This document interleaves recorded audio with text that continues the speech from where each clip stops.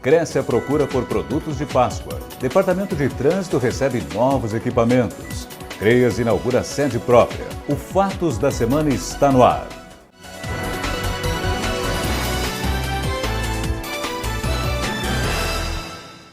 O Centro de Referência Especializado em Assistência Social CREAS Herbert de Souza, localizado no bairro Boa Parada, inaugurou seu prédio próprio na última semana. Desde 2008, o CREAS atendia um prédio alugado. O centro presta importantes trabalhos à comunidade, como atendimento sociocultural, serviço de liberdade assistida a moradores de rua, pessoas com deficiência e idosos. Mais um prédio público que a Prefeitura passa a contar, para de pagar aluguel. Acho que a otimização dos recursos públicos é muito importante para Cruz Alta, para a Prefeitura de Cruz Alta especial, por causa da questão do investimento, do recurso disponível ao investimento. O CREAS, assim como vários outros que nós até então pagávamos aluguel, deixa de pagar aluguel e continua atendendo as 200 famílias por mês que atende, continua prestando o mesmo serviço com a qualidade sempre e agora com possibilidade de investimento e de ampliação do serviço. Na verdade, a gente trabalha aqui toda a questão da violência, então, tanto do idoso, da criança, do adolescente, são trabalhados aqui, todos os tipos de violências que existem. E o mais interessante é que hoje nós estamos atendendo uma base de 150 a 200 famílias por mês. Então, da importância desse serviço para a nossa comunidade, ter essa estrutura própria, para a gente poder investir na estrutura, poder investir em com esse recurso que a gente está tendo de economia do aluguel que nós pagávamos, poder investir no profissional e investir na nossa comunidade, com certeza isso é muito importante para nós.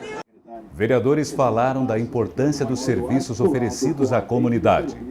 Sem dúvida, a gente que vem acompanhando a comunidade sabe a grande carência que tinha, principalmente no bairro Boa Parada, aqui na Grande Boa Parada, de um espaço como este.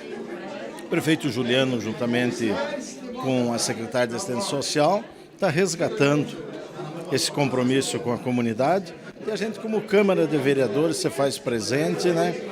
E procura acompanhar esses investimentos do município, que são de grande importância e vêm num bom momento para a nossa cidade.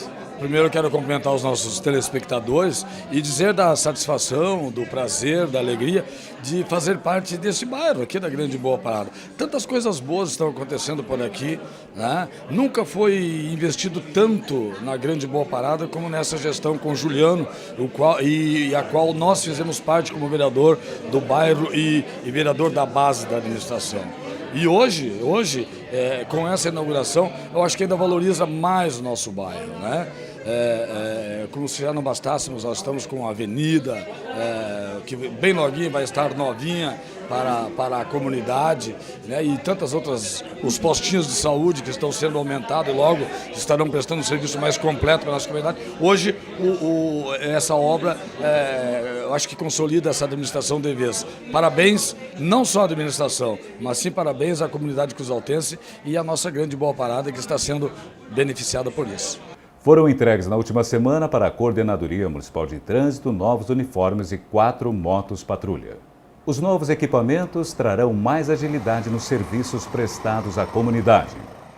Nós estamos bastante satisfeitos, eu e meus colegas, assim, porque principalmente com as novas motos nós vamos poder cobrir várias áreas da cidade, né? Muitas escolas pedem para nós ajudar na frente das saídas da escola e nós não tinha pessoal disponível, porque nós tínhamos 4 agentes que passaram no concurso e não podiam trabalhar ainda porque não tinham ganho uniforme, né? Agora vai ser mais intensificado na frente das escolas. Algumas escolas que fizeram pedido vão ter agentes na frente. O presidente da Câmara de Vereadores falou da importância de qualificar a Coordenadoria Municipal de Trânsito. É muito importante você ver hoje, estamos aqui junto com a nossa guarda, juntamente com o prefeito, entregando essas motos novas, você vê.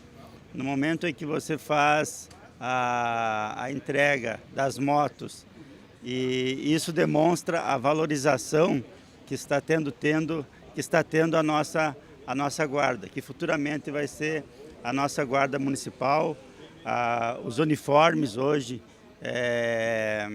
eles, acho que é um dos modelos mais modernos que nós temos aqui no interior do estado. E a nossa guarda municipal, ela é uma guarda que ela serve assim, para orientar a população.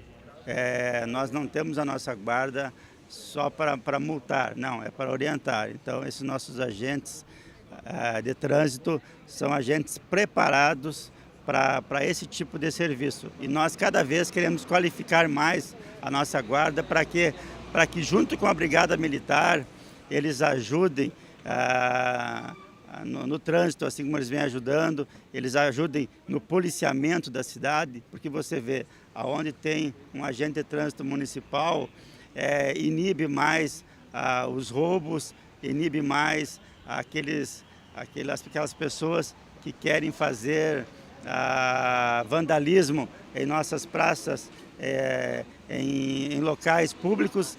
Então, a importância que hoje se tem a nossa guarda municipal, e cada vez vai ter uma importância maior para o poder público, porque o poder público vai estar sempre orientando e ajudando os nossos agentes de trânsito. Faltando 2 semanas para a Páscoa, é grande a procura pelos tradicionais produtos da época, como o peixe e os ovos de chocolate. Com a proximidade da Semana Santa, inicia a procura pelo peixe. Mesmo os que não são adeptos à carne, não deixam de consumir no feriado da Sexta-feira Santa. Vindo aqui na banca de peixes Cardume, vai encontrar as mais variadas espécies de peixes, inclusive os filé de tilápia, filé de traíra, filé de cascudo e as carpas em geral. Carpa capim, carpa húngara, carpa prateada, pacu, piava e as outras variedades, enfim, jundiá, né, trairão, que o pessoal gosta muito, consome bastante, nós vamos ter. Bom, com o aumento também de todos os preços, as pessoas também estão preocupadas já com o aumento do preço do peixe. Como é que vai ser, então, em relação ao ano passado? Com certeza, isso é uma preocupação do consumidor, e eles já estão pesquisando o preço, e nós, como produtores, tentamos fixar os preços e mantê-los os preços do ano passado. É um esforço grande para nós, produtor, né? Mas procuramos mantê-los. Podem vir aqui na Cândido Machado 1267 e na Feira do Produtor, em frente ao Margarida, lá no comércio da Feira Solidária, né? Estaremos lá dia 1º, 2 e 3. E aqui em casa, todos os dias, qualquer horário, pode procurar. O consumidor pode escolher, né? Nós temos peixe resfriado, e na câmara fria se mantém, né, toda a qualidade do peixe, ele não perde nada. Teremos também peixe vivo lá na feira, quem quer pescar, entre aspas, né? Nós estaremos lá com os peixes vivos também. E aqui em casa, na câmara fria, ele é resfriado. E os filés também, mantendo sempre na temperatura ideal, para que não perca a qualidade. Lembrando a população que a 19ª Feira do Peixe acontece nos dias 1º, 2 e 3 de abril, das 6 da manhã às 9 horas da noite. Serão disponibilizados mais de 18 mil toneladas de peixe. As variedades são muitas. Ovos trufados com surpresa dentro. Eles chamam a atenção pelo colorido e pelo preço, que este ano vão estar mais caros. Com o dólar alto, pesa na produção e o impacto reflete no bolso do consumidor. Na verdade, eu ainda nem comecei a comprar os ovos de Páscoa. Eu vou dar uma olhadinha agora, daqui a pouquinho eu vou passar ali para olhar. Mas eu sei que já teve um aumento, né? Mesmo assim, não tem como deixar as crianças sem os ovos. Não tem como. Mesmo com o preço elevado, vou ter que adquirir uns quantos. Tem um monte de sobrinhos e afilhados também. Eu ouvi falar que tá bem alto, né? Que o pessoal vai investir mais nos menores, né? Caixa de bombom e coisa. Tem criança para presentear com chocolate? É, meia criança, né? 15, 19 anos. Mas mesmo assim vai ter que adquirir alguma coisa. Ah, vai ter que ser, né? Uma caixa de bombom ou um ovo pequeno, né? Vai. De acordo com a Associação Gaúcha de Supermercados, os produtos de Páscoa estão de 8 a 10% mais caros comparados ao mesmo período do ano passado. Mesmo assim, é esperado um aumento de 2 a 3% nas vendas.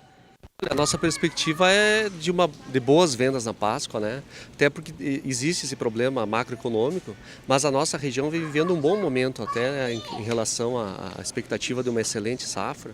Então, que nós estamos nos preparando para uma boa Páscoa. Não esperamos um grande crescimento esse ano, né? Mas que pelo menos mantenha, principalmente na venda de chocolates, a venda que foi excelente como a do ano passado.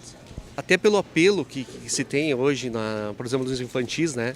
A questão dos brinquedos. Ano passado, inclusive, faltou. Nos últimos dias, quem deixou para comprar perto da Páscoa acabou não encontrando aquele que procurava, né? A diversidade é muito grande de ovos, de brinquedos. Enfim, hoje a criança busca até mais o próprio brinquedo que vem no ovo do que o chocolate, né? Então, até a gente recomenda que façam logo suas compras para que achem aquele ovo que o seu filho, né, deseja.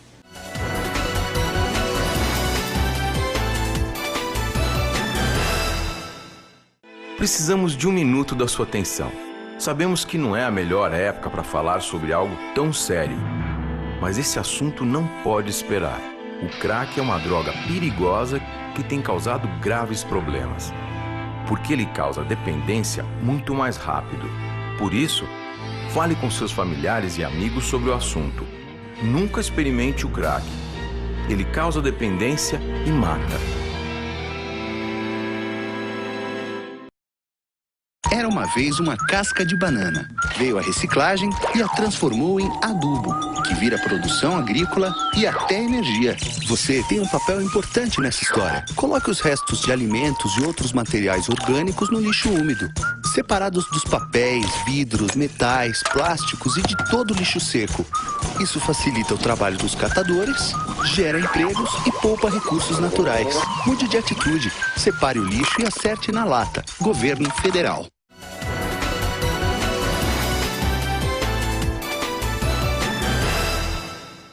O país todo está em alerta por causa da dengue. Aqui em Cruz Alta, 2 casos da doença já foram detectados. No município de Cruz Alta, na verdade, o que a gente tem são focos positivos, em torno de mais ou menos uns 300 focos no ano de 2015. 2 meses de trabalho, nós encontramos 300 focos, mais ou menos aproximado, um número assim, não é um número certo.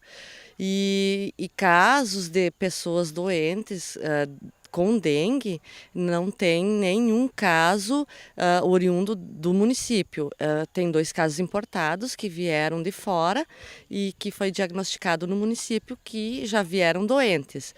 Mas dengue mesmo no município não tem. O que a gente tem é muito mosquito alado, voando no município, não contaminados até então, mas a gente também não sabe dizer até que ponto ele não está contaminado. Porque essas pessoas que vieram com dengue de fora, que tem o vírus, né, no sangue, o mosquito daqui vai se alimentar do sangue, vai picar essas pessoas e automaticamente vai se contaminar. Em torno de 3 em 3 dias, a fêmea do Aedes, ela pica uma pessoa, se alimenta e coloca de 200 a 300 ovos. Aí vai vir uma geração de mosquito contaminado. Esses mosquitos que futuramente nascerão contaminados, eles sim poderão transmitir a dengue, né? Mas no caso, em Cruz Alta ainda não tem nenhuma pessoa que contraiu a doença no município, do mosquito daqui. Quais os cuidados que as pessoas devem ter, então, para evitar a proliferação do mosquito? A gente pede para a população que colabore com a vigilância ambiental, porque a gente sente assim que nas visitas domiciliares, orientando o pessoal, que o acúmulo de lixo no fundo do pátio, Os terrenos baldios próximos de residências, que às vezes não é de propriedade daquele vizinho, mas que ele tira o lixo às vezes da sua casa e coloca lá naquele terreno que não é dele. Ali vai depósitos que com a chuva vai acumular água e aquela água vai ser um possível foco do Aedes. Como tem muito mosquito voando, provavelmente vai ser um foco de mosquito. No nosso município, nesses 300 focos que a gente constatou positivo do mosquito, a grande maioria, em torno de 80%, 90%, foi coletado a larva em lixo. Lixo no fundo de casa, potinho de sorvete, latinha de Nescau, ervilha, milho, até em casca de ovo, sacola plástica, lixos que acumulam pequenos volumes de água. Né, grandes volumes. Em algumas regiões da cidade, com uma área mais nobre, as bromélias, flores que acumulam água nelas também, focos das bromélias. O pessoal que tem muito hábito de coletar a água da chuva, essa água da chuva, se ela for bem coletada, não tem problema nenhum. O que a gente vê é que a grande maioria, o pessoal pega um balde, coleta aquela água e deixa lá destapada.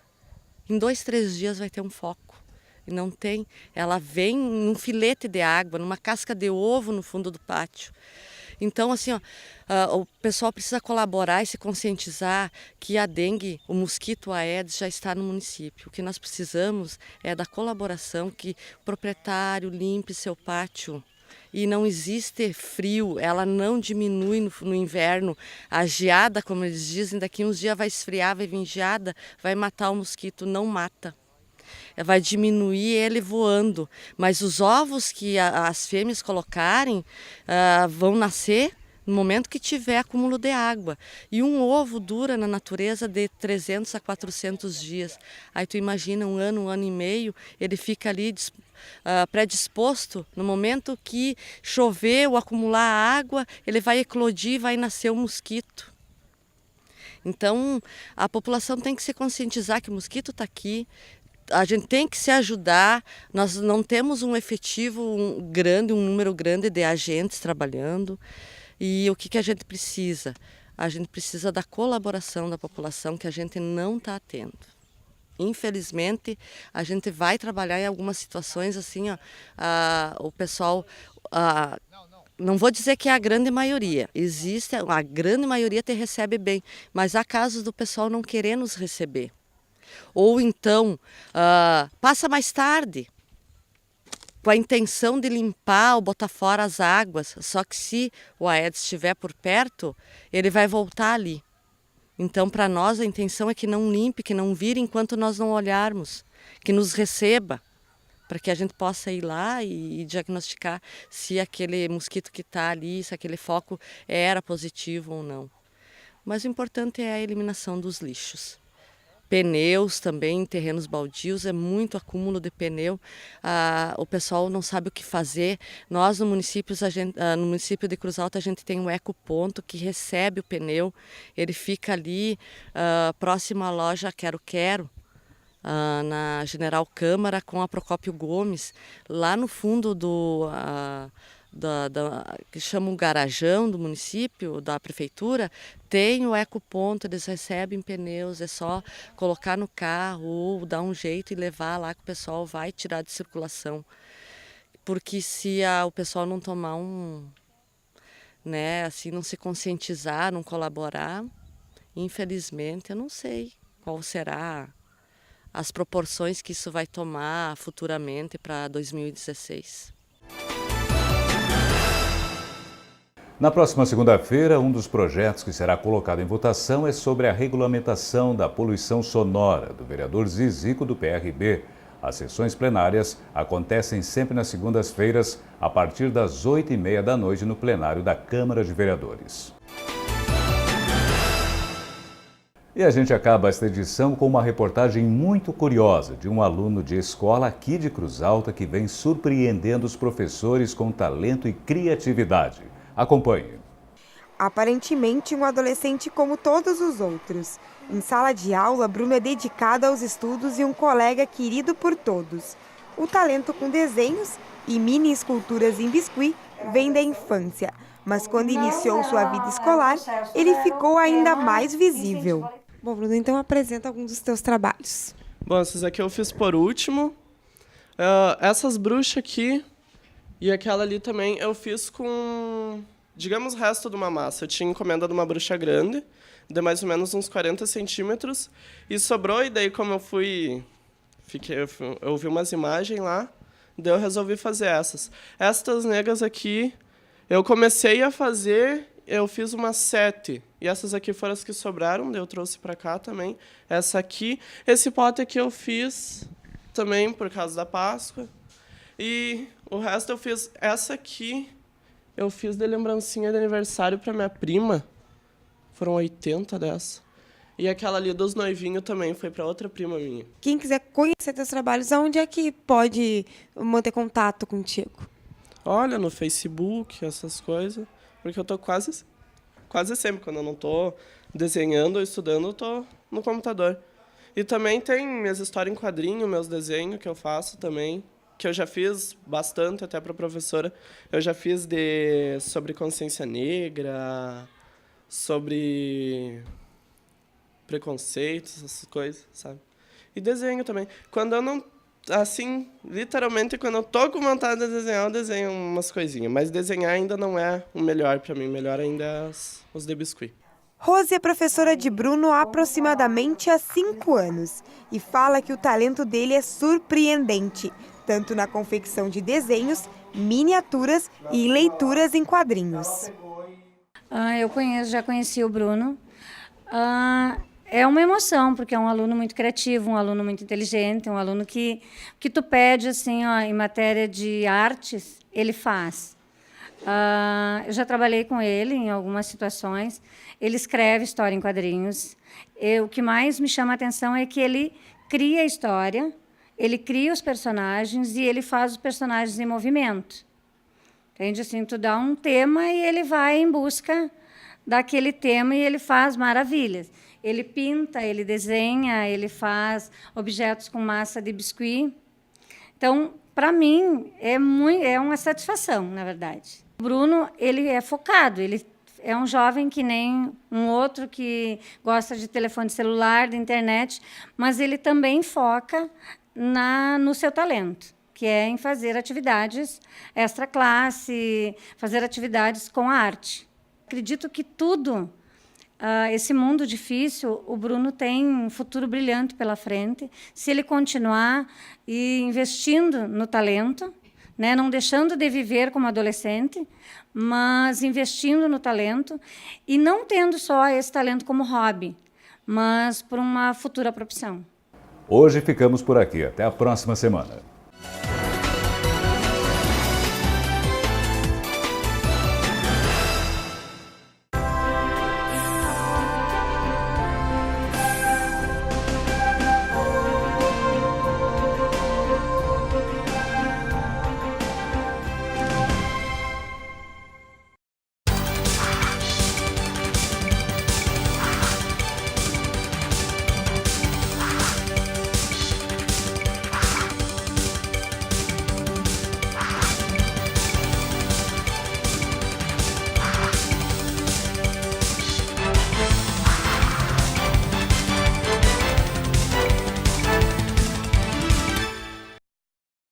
Câmara Entrevista veio ao encontro do vereador Paulo Macanhã dos Democratas. Tudo bem, vereador? Tudo bem, Fran. É uma satisfação ocupar esse espaço da TV Câmara. E mais uma vez estamos aqui para conversar com os nossos telespectadores. Bom, vereador, não tem como a gente não citar os manifestos acontecidos na última semana. Qual a sua opinião, então, sobre esses manifestantes que foram às ruas no último domingo? Esse manifesto do último domingo, dia 15, foi apenas o início de um aviso do povo brasileiro do seu descontentamento. Eu acredito que deverão ocorrer outros processos de representação da sociedade mais numerosos e muito mais definidos, porque esse episódio que houve no dia 15 mostra um povo entristecido, povo entristecido, pouco ativo, sem uma manifestação mais rigorosa, sem deixar uma lembrança. O único sentimento que nós temos é uma de desesperança. Por que isso que está acontecendo? Porque as nossas lideranças políticas estão fazendo um papel retroativo. Não tem se manifestado e não tem demonstrado nenhum resultado em referência aos protestos. Não existe uma resposta digna, favorável, humanamente entendível para que as nossas populações, o nosso povo trabalhador, que está sofrendo muito com essas medidas econômicas, tenha uma notícia alvissareira que possa renovar suas esperanças. Não está havendo. A presidente não fala com ninguém, não fala com o seu vice, não fala com os seus ministros, só enviou 2 ministros, que foram os 2 maiores ministros que ela tem, que é o da Casa Civil, que tem 1,90 m, e o outro, Cardoso, que tem 1,87 m, para dizer que os protestos foram identificados apenas daqueles que votaram contra a presidente.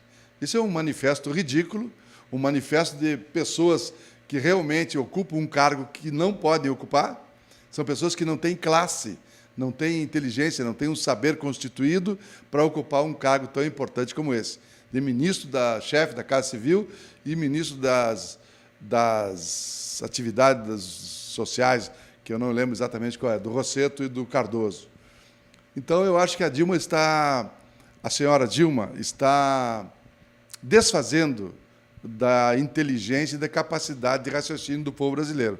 Ou seja, está debochando do povo brasileiro, uma vez que, sendo ela a diretora da Petrobras na época, e os seus amigos estão sangrando a Petrobras dessa maneira, e ela não dá uma resposta, uma satisfação, pelo menos para satisfazer a intenção do povo brasileiro, que é de normalização da situação, e que a gente espera que as sentenças sejam mais resolutivas e que não haja golpes de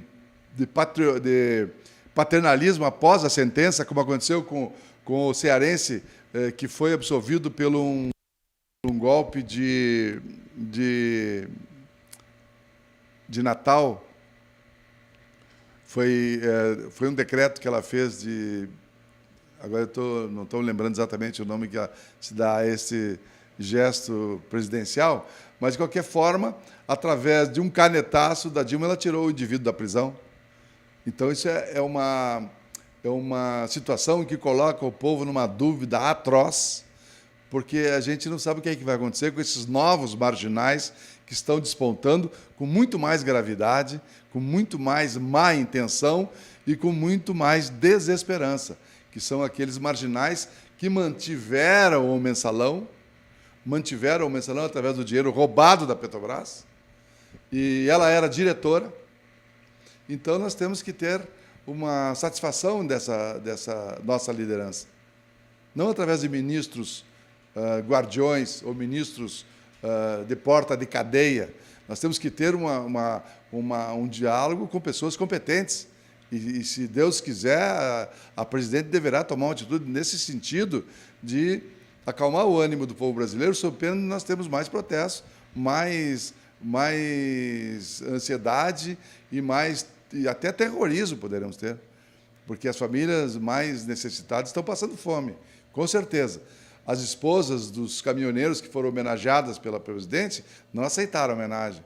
Com certeza, os caminhoneiros estão tendo muita dificuldade de fazer a sua renda, porque pagar o preço exorbitante do combustível, não sobra absolutamente nada para abastecer a mesa.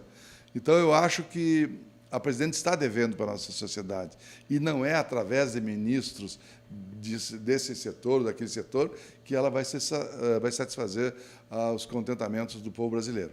Acho que ela tem que ser mais digna como presidente e se comportar como a maior líder da nação, né? E sentar com as lideranças populares e procurar uma saída.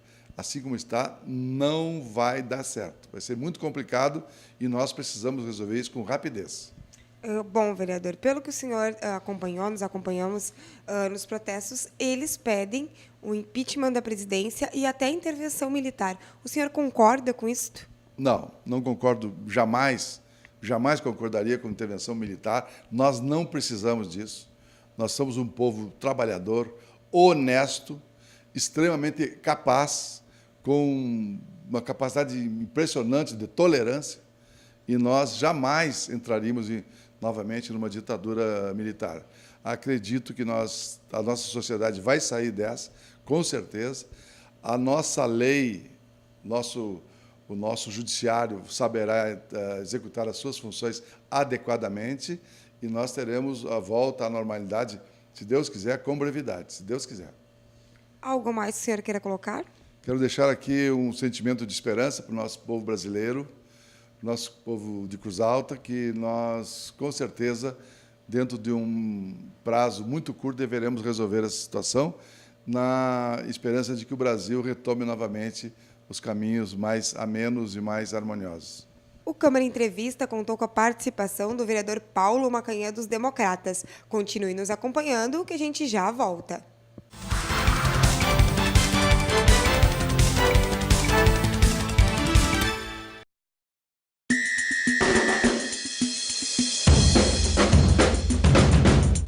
O Brasil de hoje é um país mais próspero, com uma economia forte e em pleno crescimento. E não dá para negar que tudo isso vem da força de trabalho dos brasileiros. São assalariados, autônomos, servidores públicos, prestadores de serviço. Trabalho é o que não falta para essa gente, nem disposição. Para que o Brasil continue crescendo, precisamos cuidar do bem-estar do trabalhador. Afinal, gente bem cuidada produz mais e vive melhor. E isso é missão do Ministério da Previdência e Assistência Social, através de programas que oferecem benefícios aos segurados. E são vários benefícios. Muitos foram criados para dar tranquilidade ao trabalhador em situações difíceis. É o caso do auxílio-doença, por exemplo. O auxílio-doença é uma ajuda econômica para o trabalhador que, por motivos de doença ou acidente, teve que se afastar do trabalho. Para receber essa ajuda, ele terá que passar por perícia médica que ateste sua incapacidade e será acompanhado durante o tempo que permanecer afastado. Mas e se o trabalhador que recebe o auxílio-doença apresentar sequelas decorrentes do acidente que o afastou das atividades? Então, ele pode requerer o auxílio-acidente, que é um benefício pago até que ele se aposente. Já no caso de falecimento do segurado, os dependentes do trabalhador têm direito à pensão por morte. E se o segurado for preso, os dependentes têm direito ainda ao auxílio-reclusão. O benefício é pago durante o cumprimento da pena em regime fechado ou semiaberto. Outro recurso disponível aos segurados é o salário-família. Ele pode ser requerido desde que os seus rendimentos mensais não ultrapassem o valor de R$ 915,05 e que ele tenha filhos de até 14 anos de idade ou inválidos. Já a segurada grávida pode contar com o salário-maternidade, uma ajuda financeira com duração de até 120 dias para as mães que precisam se afastar do trabalho para ter seus bebês ou que tenham adotado uma criança.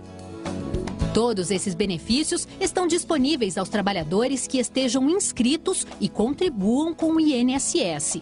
É o Brasil cuidando dos brasileiros.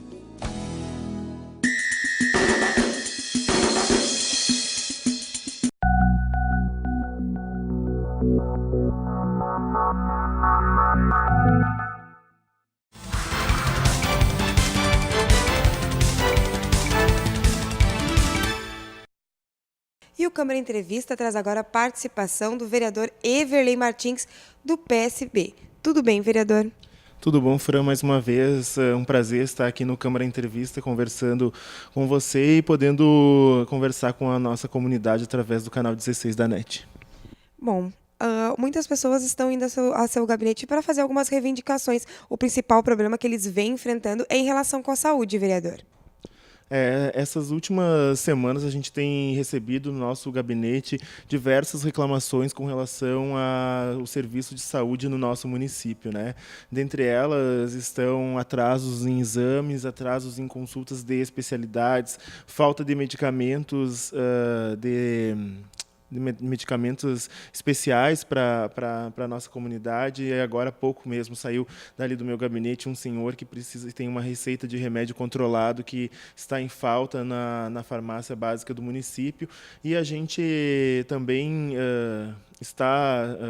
esteve recebendo agora há pouco uma paciente, né, que é uma gestante do nosso município, que foi até o até o Centro de Saúde da Mulher, onde ela foi encaminhada para um ultrassom, e o próprio ginecologista do Centro de Saúde da Mulher fez uma consideração no ultrassom dizendo que ele é de péssima qualidade e que não tem como ser feita a análise da saúde do bebê e todos aquilo que o médico precisa saber, as informações que o médico precisa saber para fazer esse diagnóstico, né, sobre o bebê. Ele coloca aqui diversos questionamentos sobre o exame e diz que precisa ser feito outro.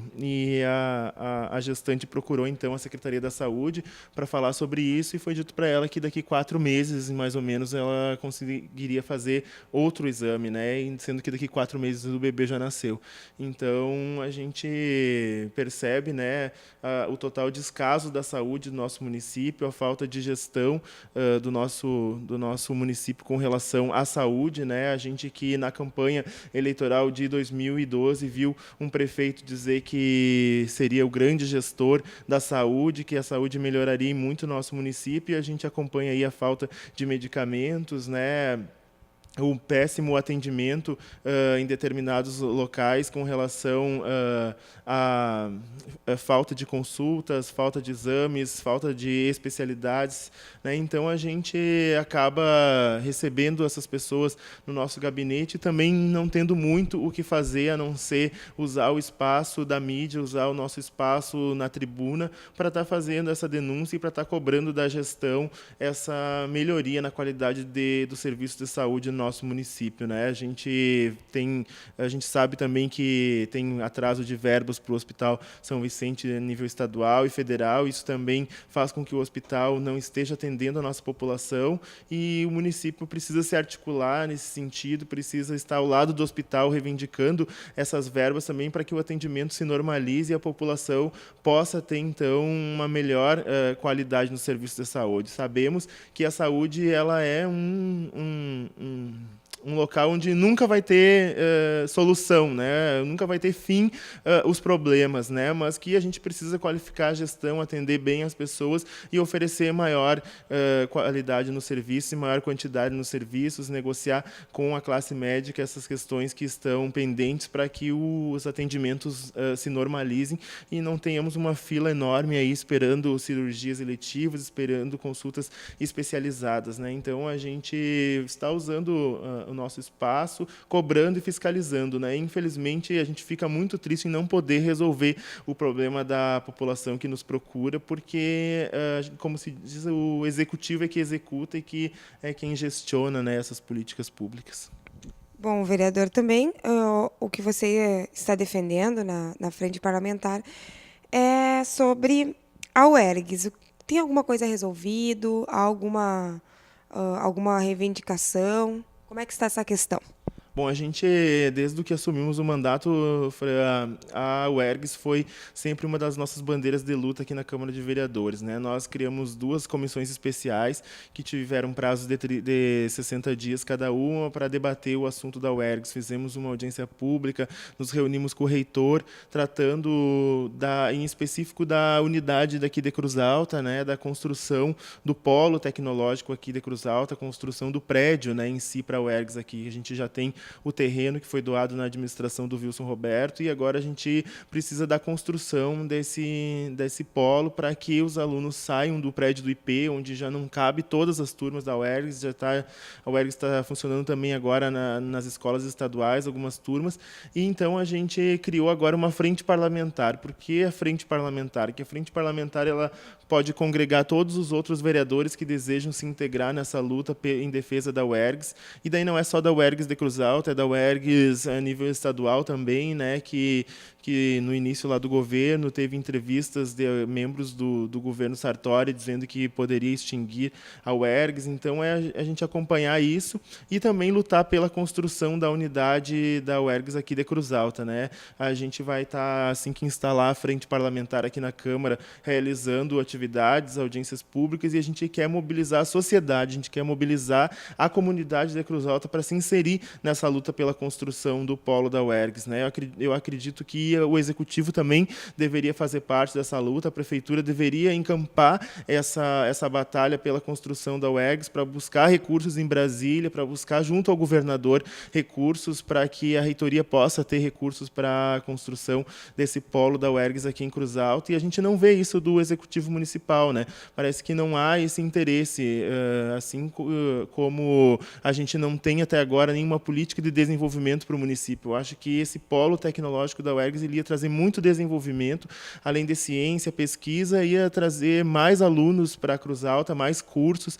A gente tem acompanhado que a UERGS de Cruz Alta está disputando ter o curso de medicina em Cruz Alta, que vai ser muito importante para a região, vai ser muito importante para a Cruz Alta.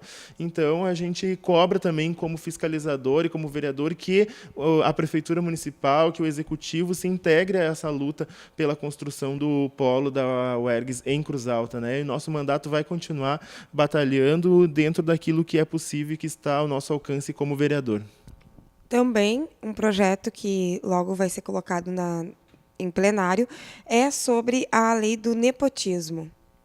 A gente apresentou, então, na última sessão da Câmara de Vereadores, um projeto de lei que proíbe, né, que regulamenta, na verdade, essa questão do nepotismo, porque ele já é proibido em diversos níveis por legislação federal.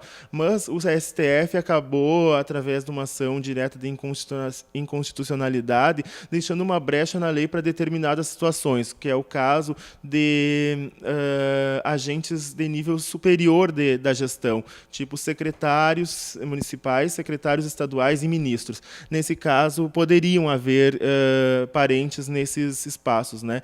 Então, e ficou a brecha também dessa mesma ação direta de inconstitucionalidade, que os municípios, estados poderiam legislar sobre isso, regulamentando, então, essa situação. Então, pensando nessa possibilidade que caberia ao legislativo regulamentar, a gente propôs esse projeto de lei proibindo, então, todas as formas de empregos de parentes no serviço público e também a contratação de empresas que tenham sócios ou que sejam de propriedades de parentes dos vereadores e dos secretários municipais. Assim, a gente poderia né, estar atingindo a questão que o serviço público, as regras do nosso serviço público, e que são o princípio da moralidade, o princípio da impessoalidade, né, onde você, como gestor, não pode usar o seu poder de gestor para benefícios próprios ou benefícios de parentes, né? Então, esse é o objetivo da lei. A gente sabe que a gente vai ter muita dificuldade para aprovar a lei aqui e deixar bem claro também para a população que nos ouve, né, e para quem assiste o canal 16, que esse projeto não é contra ninguém da atual administração, não é contra a atual administração, porque na gestão passada nós também tivemos casos de nepotismo, também tivemos aqui nessa Câmara diversos vereadores que questionavam e que diziam que o governo do PT empregava parentes, e agora nessa gestão a gente também tem. Então a gente precisa, com essa lei, coibir de todas as formas, e a partir daí nenhum governo daqui para frente vai poder estar usando desse expediente do emprego de parentes na administração, seja como secretário, seja como CC, o CC mais... o CC lá, né, CC 1, 2, 3, 4, todos os níveis da gestão. Alguma consideração a mais, vereador?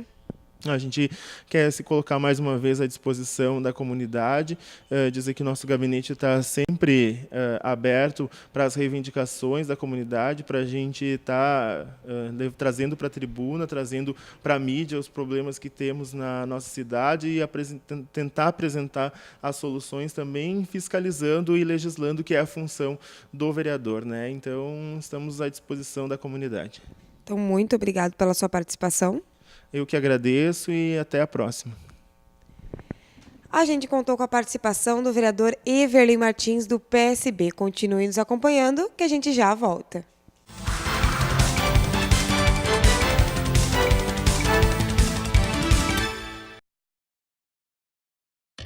Era uma vez uma garrafa PET. Veio a reciclagem e a transformou em tecido, vassouras, madeira plástica e até casco de barco. Você tem um papel importante nessa história. Colocar os plásticos, papéis, vidros e metais no lixo seco, separados dos restos de alimentos e outros materiais orgânicos no lixo úmido. Isso facilita o trabalho dos catadores, gera empregos e poupa recursos naturais. Mude de atitude, separe o lixo e acerte na lata. Governo Federal.